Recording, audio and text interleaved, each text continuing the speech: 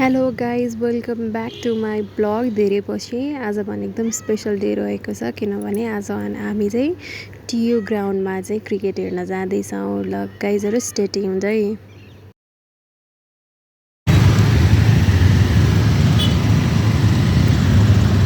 Office time भएर होला एकदमै ट्राफिक छ देखेर। जरुबेटिनेरी आएर जाम नखाएको भन्ने चाहिँ कहिले हुँदैन। आज पनि राम्रै जाम परेको छ। हामी चाहिँ साँच्चीकै ढिला भइसकेको छ, त्यही माथि जाम छ। Let's see. यो क्वार्कको फ्लाइओभर पनि हामी कट लगाइसकेका छौँ। फ्लाइओभर चाहिँ एउटा डिफ्रेन्ट एक्सपिरियन्स छ होइन, यो बाटो कति पछि हिँडेको भएर। ल अब हामी चाहिँ एकछिनमा आइपुग्छौँ है। गाइजहरू फाइनल्ली ल अब यहाँ हामी चाहिँ गेटमा यस्तो छ गेट चाहिँ होइन, यहाँबाट छिर्दैछौँ।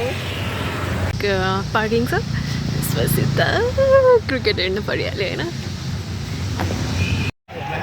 यस्तो यहीँबाट यस्तो रमाइलो लागिसक्यो मलाई चाहिँ, सुपर एक्साइटेड। धेरैजना चाहिँ हुनुहुन्न तर हुनुहुन्छ सपोर्ट गर्ने पनि।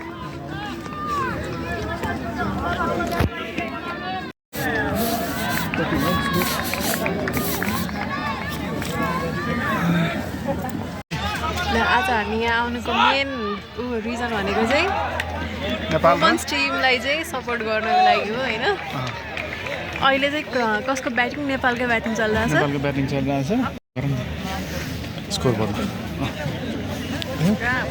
मेरो चाहिँ अब फोनले धेरै जुम गरेको रहेछ होइन। खेलाडी पनि किरा फटाएको रमाइलो भइरहेछ है। पहिलेदेखि आउने भनेको आज चाहिँ जुर्यो होइन। यस्तो आनन्द घाम ताप्दै हेरेर रमाइलो भइरहेछ। 6.1 हो।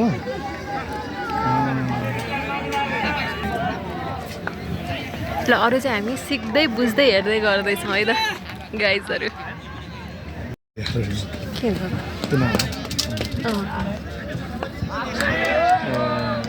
आउट हो यार बाल्ला है। दुईवटा दौडिरहेछ नि अनि टिममा हेर्दा चाहिँ हामी देखिँदैन क्या। अनि त्यो खास एन्ड चेन्ज गर्ने अब यहाँबाट बलिङ गरिरहेछ नि, अब उताबाट बलिङ गर्छ अर्को गर्नु बुझ्यौ। अनि त्यो मान्छे त्यहीँ हुन्छन्, बिचमा आएर चेस गर्छन्, जान्छन्, आफ्नो क्रिजमा गएर बस्छन्।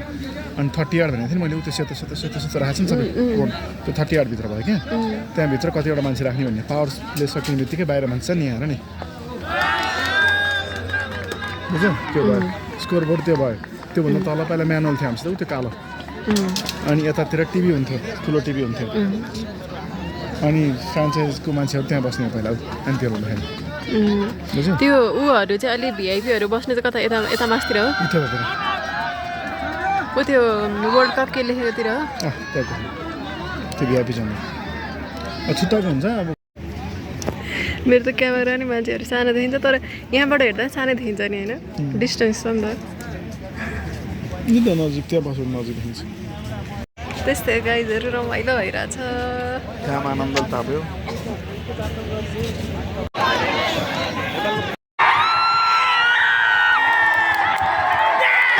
माहौल बनेन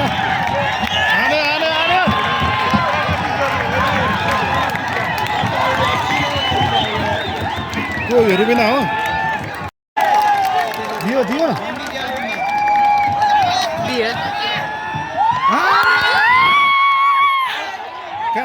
त्यो नेपाली हारे पनि वेल प्लेड होइन सर, एकदम इन्जोय गऱ्यौँ हामीले त।